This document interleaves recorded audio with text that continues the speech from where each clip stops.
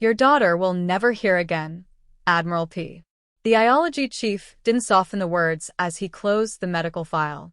The accident destroyed her auditory response pathways. We've confirmed it twice. There is nothing left to treat. The room went quiet. The SEAL Admiral stood beside his daughter, jaw tight, staring at a diagnosis that sounded less like medicine and more like a life sentence. She sat perfectly still in the chair, eyes moving between faces she could see, but voices she could no longer reach. 20 doctors, 3 hospitals. Same answer every time. Permanent deafness. The specialist slid discharge papers across the table. It's time to focus on adaptation, not recovery. That's when a rookie nurse near the doorway spoke, even though no one had asked her to. Sir, before you go, may I try one final test? The doctor didn't even look at her. This isn't a training exercise, nurse. She nodded once. I know. Then she quietly pulled out her phone, opened an audio file no one in the room recognized, and played a precise frequency used by military medics to test hidden auditory response after combat blasts. The sound was almost nothing, barely audible. But the Admiral's daughter suddenly froze because somewhere deep inside the silence, her brain heard it. Before we begin, take a second to comment where you're watching from and subscribe if you enjoy powerful military medical stories, because what this rookie nurse notices in the next few minutes will change everything you think you know about impossible diagnosis. The Iology department felt quieter than any hospital room should have been. Not because machines were silent, but because hope had already left before anyone spoke. Fluorescent lights reflected off polished floors, while folders stacked neatly on the table told the story of 3 hospitals, 20 specialists, and months of tests that all ended the same way. The Admiral stood beside his daughter's wheelchair in full uniform, hands clasped behind his back out of habit rather than discipline, staring at the closed medical file like it carried a verdict instead of paperwork. His daughter sat in a red dress that looked out of place against sterile white walls. Her posture upright but tired, legs wrapped in temporary braces. Doctors promised she wouldn't need forever. The car accident had taken mobility for now, they said. But healing would come. Everything would recover except her hearing. She watched faces move around her, reading expressions instead of words. Went smiling politely when people spoke even though she couldn't hear them. Across the table, the Iology chief finally broke the silence, repeating the sentence already delivered too many times. Permanent deafness. No recovery expected. Adaptation recommended. It sounded clinical, clean, final, like shutting a door gently so no one noticed it locking. The Admiral didn't argue at first. Men like him were trained to absorb impact before reacting. He had commanded ships through storms and operations where hesitation meant casualties. Yet nothing in decades of service prepared him for standing beside his child while strangers discussed her future as limitation instead of possibility. He glanced down at her hands resting on the wheelchair armrests, fingers lightly tapping without rhythm, a nervous habit she developed since the accident. She looked calm, but he recognized the tension in her jaw. The same look sailors wore when waiting for bad news. They already understood. The specialist slid discharge papers forward and began explaining rehabilitation programs, sign language adaptation courses, lifestyle adjustments, words meant to help. Yet each one quietly confirmed surrender. That was when a voice near the doorway interrupted the script. No one expected to be challenged. Soft, careful, almost apologetic. A rookie nurse asking permission to try one last test. The doctor barely looked up when he dismissed her. Hospitals ran on hierarchy, and rookies learned quickly when to stay invisible.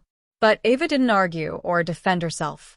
She simply nodded once, stepping closer with the calm patience of someone who wasn't trying to prove anyone wrong. The Admiral noticed that immediately, not confidence, not arrogance, just certainty without noise. She pulled her phone from her pocket, opened an audio file, and positioned herself slightly behind the wheelchair. The sound she played was nearly imperceptible. A faint vibration more felt than heard, something subtle enough that even people with normal hearing struggled to notice it. The specialist sighed, already preparing to explain placebo reactions. But then the Admiral's daughter froze, not dramatically, just stillness. Her fingers stopped tapping, her shoulders tightened slightly, and her eyes shifted as if searching for something invisible in the air. It lasted barely a second before she relaxed again, and the doctor immediately dismissed it as coincidence. Yet, Ava wasn't looking at the girl's face. She was watching the monitor reflection in the glass cabinet behind them, studying a tiny change most people would never notice. The Admiral saw it, too, though he didn't understand what he was seeing. A slight increase in pulse. A breath held half a second longer than before. Small details, meaningless alone, but impossible to ignore together. Ava lowered the phone without speaking. Her expression thoughtful rather than triumphant. She didn't claim success. She didn't explain. That restraint caught the Admiral's attention more than the reaction itself. Experienced professionals often rushed to conclusions. She did the opposite. The Iology chief began gathering papers again, ready to move on. But Ava quietly adjusted the phone settings and played the tone again, softer this time, almost non-existent. The room remained still until the girl's eyes shifted again, more deliberately now, turning slightly toward AA's hand. It was subtle enough that anyone expecting dramatic proof might miss it. The doctor did, the Admiral didn't. Years of command had trained him to notice micro-reactions before danger appeared. And something deep in his instinct stirred for the first time since the accident. He leaned forward slightly, watching his daughter as if seeing her wake from a long distance. Silence filled the room differently now. Not resignation, tension. Ava stepped back respectfully, giving space instead of claiming attention. The specialist cleared his throat, explaining neurological trauma and phantom responses, speaking faster than before, as if trying to close the moment before it grew larger. But the Admiral wasn't listening anymore. He watched his daughter closely, noticing how her breathing changed when the phone moved, how her eyes lingered toward the direction of the sound even after it stopped. She didn't understand what had happened. Confusion flickering across her face as she looked between them. Ava finally spoke again, carefully choosing each word. She didn't say the girl could hear. She didn't challenge the diagnosis. She simply said the response suggested something worth checking before discharge. The restraint in her voice made the request impossible to dismiss outright, and for a brief moment, even the specialist hesitated. The Admiral turned toward Ava fully now, studying her the way commanders evaluate unknown variables. She looked young, tired from long shifts. Nothing about her suggesting authority or experience beyond her badge labeled rookie nurse. Yet her posture remained steady under scrutiny. "What did you just test?" he asked quietly. Ava hesitated, not out of uncertainty, but caution. "Not hearing," she replied. "Response pathways." The phrase lingered in the air, unfamiliar to the room, but oddly precise. The doctor began objecting again, explaining confirmed auditory damage, but the Admiral barely heard him. He watched his daughter instead, watched her eyes move toward Ava again, curiosity replacing the emptiness that had followed weeks of silence. For the first time since the accident, she didn't look resigned. She looked confused and aware.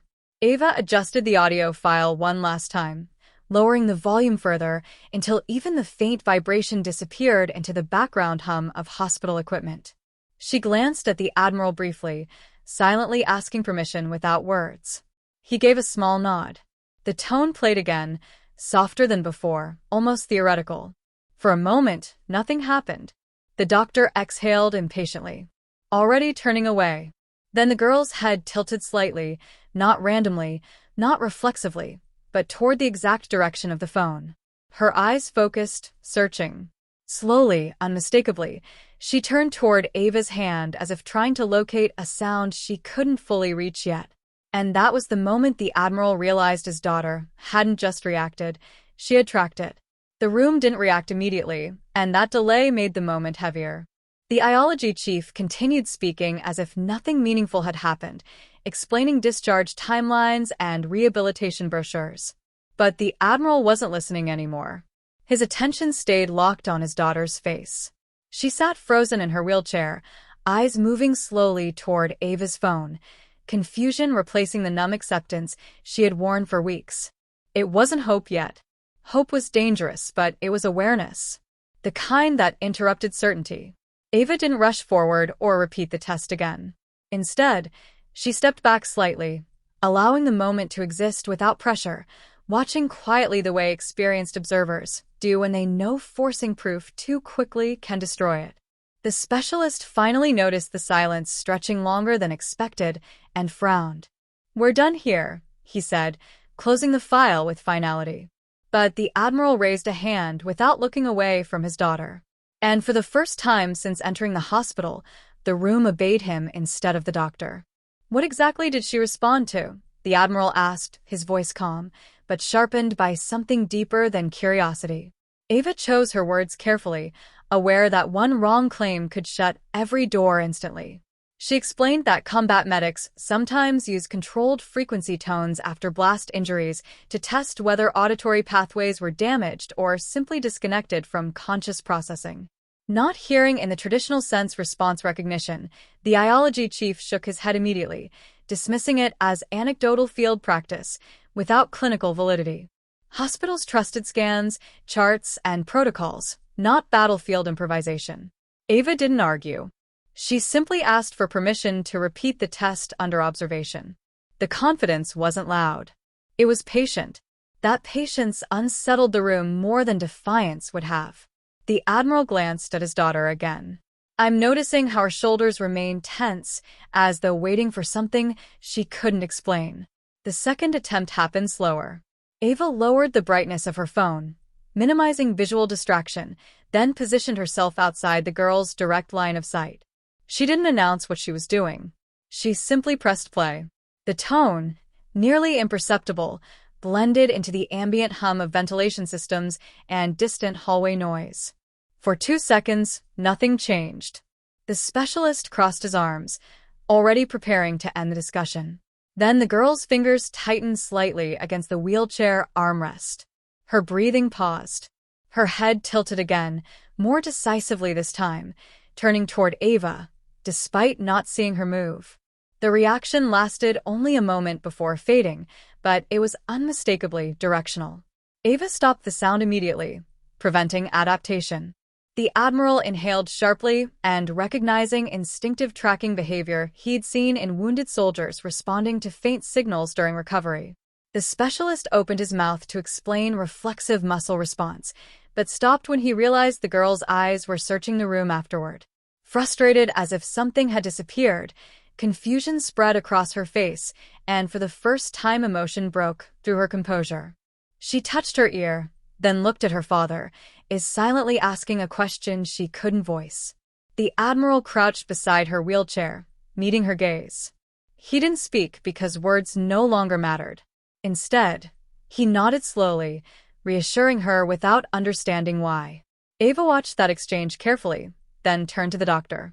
"She isn't responding randomly," she said softly. "She's anticipating." The word shifted the atmosphere instantly. Anticipation required perception, not full hearing, but processing.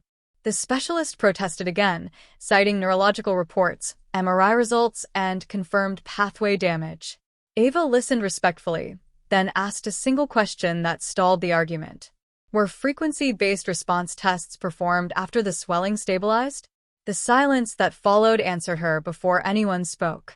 Most testing had been done early, when trauma inflammation distorted results. Protocol assumed permanence afterward. The Admiral stood slowly, tension building behind his controlled posture. "You're telling me," he said carefully, "that every conclusion was based on data collected before recovery stabilized." The specialist hesitated, choosing professional language to soften reality, but hesitation was enough. Ava didn't push further.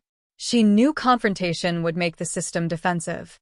Instead, she suggested a monitored retest through neurology, not as proof of recovery but verification that nothing had been overlooked. Her restraint shifted the power dynamic. She wasn't claiming a miracle. She was asking for accuracy. The Admiral looked between them, then toward the discharge papers still resting on the table. Moments earlier, they represented closure. Now they felt premature. He pushed them aside quietly. "We're not leaving yet," he said. Outside the room, words spread faster than anyone expected. Nurses whispered about the rookie, who challenged a final diagnosis. Residents hovered near the doorway under the excuse of routine checks. Inside, Ava prepared another variation of the tone, adjusting intervals rather than volume. She explained gently, mostly for the Admiral's understanding, that damaged auditory systems sometimes recognized rhythm before sound, pattern before clarity. When she played the sequence again, the girl's reaction changed subtly but dramatically. Her eyes closed briefly, concentration replacing confusion, and her hand lifted slightly off the armrest as if reaching toward a sensation she couldn't fully grasp. When the tone stopped, her expression fell. Disappointment, unmistakable and human. The Admiral felt something shift inside his chest. For weeks, his daughter had accepted silence without reaction. Now she was reacting to its absence. The specialist finally called neurology, partly to settle the debate and partly to regain control of the situation. While they waited, Ava knelt beside the wheelchair so the girl could see her clearly. She spoke slowly, exaggerating lip movement so the words could be read. "Did you feel something?" The girl hesitated, then nodded once, uncertain but sincere. Her father saw it and turned away briefly, composing himself before emotion could break through discipline. He had watched her endure pain without complaint after the accident, watched her relearn balance and movement. But this was different. This was possibility. Ava didn't celebrate. She simply smiled reassuringly and adjusted the blanket over the girl's knees, grounding the moment in normal care rather than spectacle. Minutes later, a neurologist entered with quiet authority, reviewing charts while listening to a rapid explanation from the iology chief. Ava demonstrated the process again under observation. This time, everyone watched closely. Not just the girl, but the monitor reflections, breathing patterns, and eye movement timing. When the tone played, the reaction came faster. A blink, a slight head turn, a measurable change in pulse. The neurologist's expression shifted from skepticism to concentration. She asked Ava to repeat it twice more, changing angles each time. Each response remained consistent. Not full hearing, not recovery, but undeniable neurological engagement. The room grew very still. The neurologist finally spoke. "This doesn't match total auditory pathway loss," she said carefully. "It suggests suppressed processing, possibly trauma-induced gating." The iology chief objected immediately, but uncertainty had already entered the room. The Admiral didn't fully understand the terminology, yet he understood tone, and this tone carried possibility instead of finality. Ava stepped back again, allowing specialists to take control exactly as she intended. She had never tried to replace them. She had simply forced the right question to exist. Before leaving to arrange further testing, the neurologist turned to the Admiral. "We need more evaluation," she said. "I'm not promising recovery, but I am saying the diagnosis may be incomplete." The word incomplete echoed louder than hope ever could. The Admiral exhaled slowly, tension leaving his shoulders for the first time since the accident. He looked at Ava, gratitude visible, but unspoken. She nodded slightly, as if reminding him nothing was certain yet. As the team prepared to move the girl for advanced testing, she reached out suddenly and caught Ava's sleeve. The motion surprised everyone. Ava leaned closer, and the girl carefully formed words with effort, lips trembling as she spoke without hearing herself. "Again, please." It wasn't sound she requested. It was the feeling of connection returning. Ava smiled gently and promised they would continue soon. And as they wheeled her toward neurology, the Admiral realized something unsettling and powerful at the same time. 20 doctors hadn't necessarily failed because they lacked skill. They had failed because no one thought to look differently. If you've ever seen someone judged too quickly or given up on before the full story was known, comment. Never judge too soon, because what the next test reveals is about to challenge everything the hospital believed was already decided. The neurology wing felt different from the rest of the hospital. Quieter, heavier, as if every hallway carried decisions that rewrote lives. The Admiral walked beside his daughter's wheelchair while technicians prepared equipment ahead of them. Their movements efficient, but noticeably cautious now that uncertainty had replaced certainty. Hours earlier, she had been a discharged patient, a closed case. Now, Conversations lowered when they passed, charts were reread, and specialists checked details twice before speaking. Ava stayed a step behind, intentionally invisible again, letting the system reclaim ownership of the process she had interrupted. She understood something most rookies didn't yet. Once doubt entered medicine, pride became the real obstacle, and pride was already fighting to survive in that building. Inside the testing room, eye wires and sensors were attached gently along the girl's scalp while the neurologist explained procedures to the Admiral in calm, precise language. Brain activity mapping, auditory evoked potentials, pattern response verification, words meant to sound clinical, but beneath them lived a single question. Was silence truly permanent? The girl watched everything carefully, her red dress contrasting sharply against sterile white equipment, hands folded tightly in her lap. Every movement suggested anticipation rather than resignation. Now, Ava noticed it immediately. Patients who had accepted loss rarely leaned forward during testing. This one did. When the frequency tone played through specialized equipment instead of Ava's phone, her breathing changed again. Shallow, focused, and a faint signal appeared on the monitor. Small, fragile, but present. The neurologist leaned closer without speaking, eyes narrowing as if afraid movement might erase it. The iology chief entered midway through the test, arms crossed, prepared to defend previous conclusions. He studied the waveform, waiting for inconsistency that would validate him. Instead, the signal repeated, delayed but consistent. Not hearing in the traditional sense, but recognition patterns firing deeper in the brain. The neurologist adjusted settings and ran another variation. Again, response. A resident whispered something under his breath, disbelief slipping past professionalism. Ava stayed near the wall, silent, but she felt the shift ripple through the room. This was no longer theory. It was contradiction. The Admiral didn't look at the screens. He watched his daughter instead, noticing the way her fingers tightened each time the tone stopped, frustration crossing her face, as if something meaningful had been interrupted mid-sentence. The neurologist finally stepped back, removing her glasses slowly, a gesture that signaled thought rather than conclusion. Her auditory cortex isn't dead, she said quietly. It's suppressed. The iology chief immediately countered with explanations about trauma pathways and false positives, but his voice lacked earlier certainty. Ava recognized that tone-to-the-moment expertise began negotiating with evidence. The neurologist continued explaining that severe accidents sometimes force the brain into protective shutdown, blocking sensory processing despite intact structures. Difficult to diagnose, often mistaken for permanent loss. The Admiral absorbed every word carefully. Military discipline translating uncertainty into patience. He didn't celebrate. He waited for confirmation the way commanders waited for verified intelligence before acting. A second test began, this time introducing rhythmic pulse patterns rather than single frequencies. Ava watched closely because rhythm mattered in combat medicine. It bypassed damaged perception pathways. When the sequence played, the girl's head turned more quickly than before. Eyes searching the room. Her lips parted slightly, confusion mixing with recognition. Then something unexpected happened. Her pulse increased sharply, not from fear, but engagement. The neurologist pointed silently at the monitor, signaling everyone to remain still. The brainwave activity strengthened, synchronized briefly with the sound pattern before fading again. The room exhaled collectively. The iology chief said nothing now. Silence had changed sides. Outside the room, tension shifted into urgency. Discussions began about therapy protocols, neuroretraining possibilities, experimental auditory rehabilitation.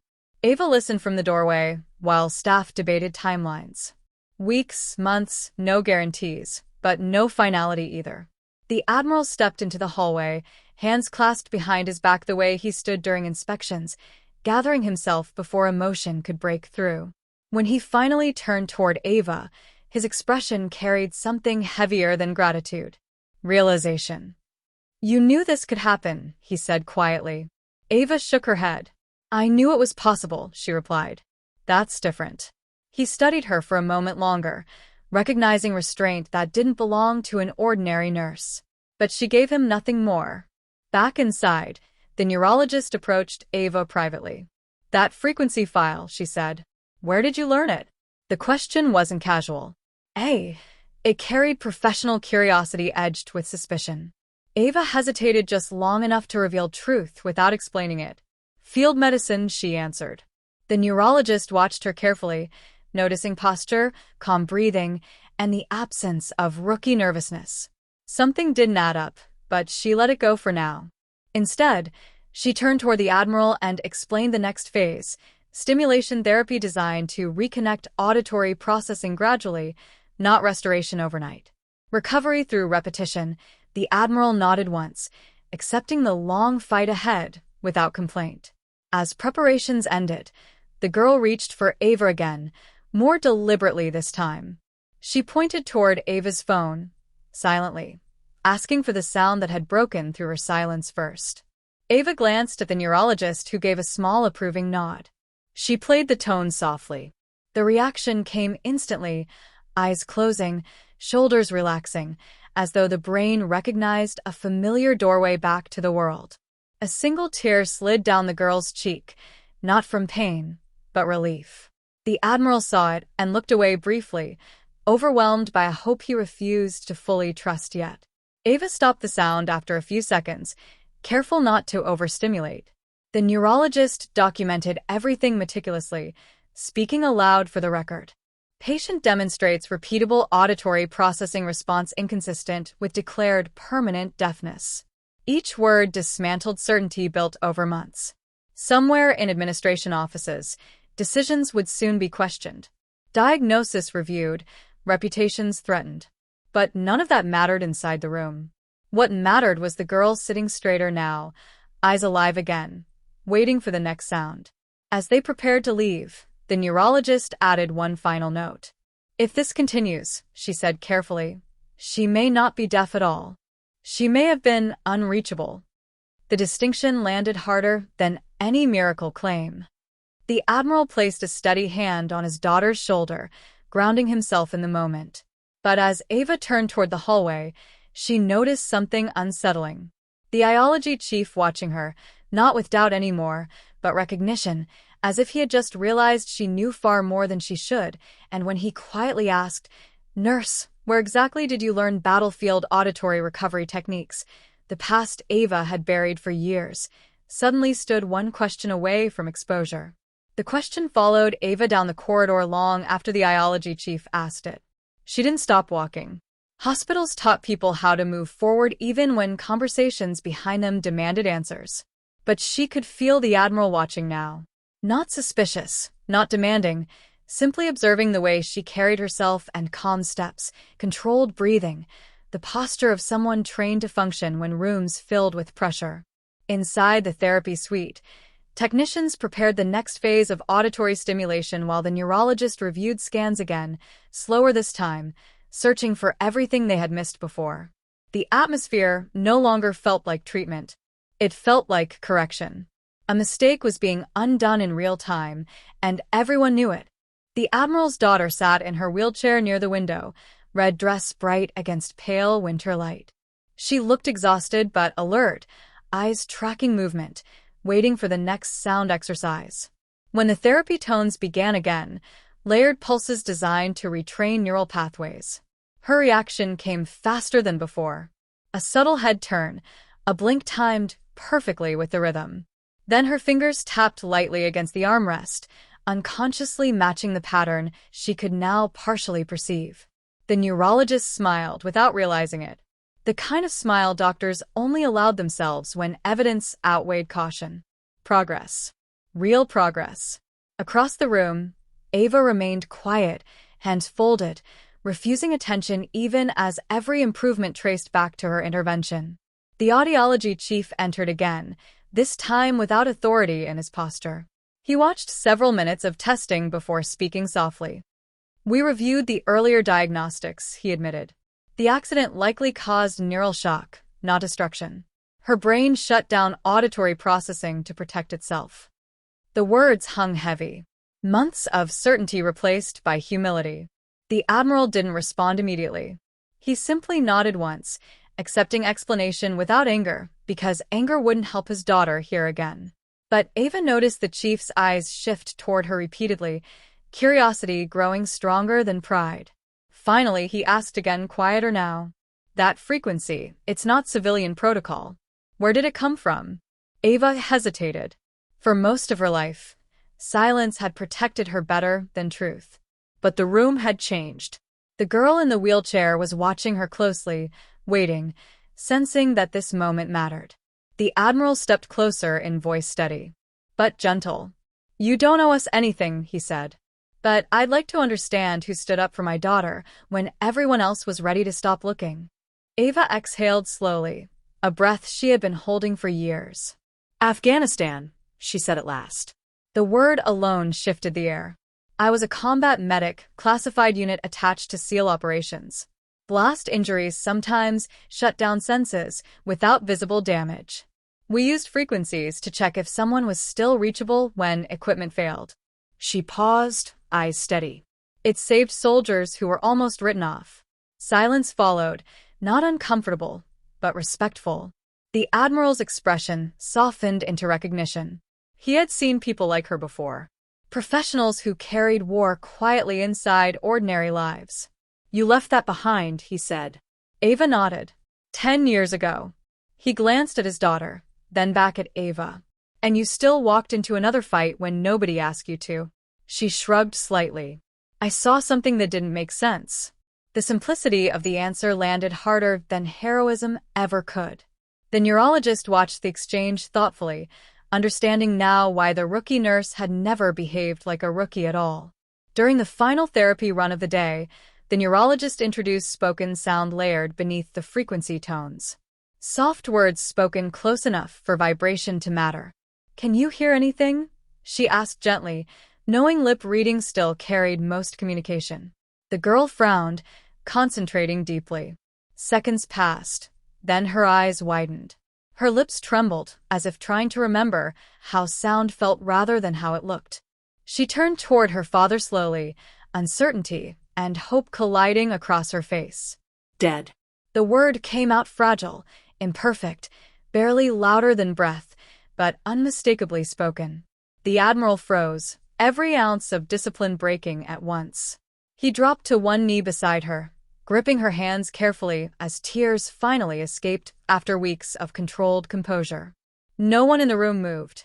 The neurologist blinked rapidly. A technician quietly wiped her eyes. Ava stepped back toward the doorway, giving the moment space because she understood reunions belong to families and not witnesses. The girl laughed softly at the sound of her own voice, startled and overwhelmed at once, repeating small sounds just to feel them exist. Outside the window, life continued normally. Cars passing, distant sirens, people unaware that an entire world had just returned to someone who thought it was gone forever. Later, as evening settled over the hospital, discharge planning began again. This time rewritten completely. Rehabilitation instead of adaptation, recovery instead of acceptance. The Iology chief personally apologized to the Admiral, acknowledging that certainty had blinded expertise. The neurologist added new therapy protocols, ensuring progress would continue carefully. Through it all, Ava packed supplies quietly, preparing to leave before gratitude could become ceremony. She almost reached the hallway unnoticed until the Admiral called her name.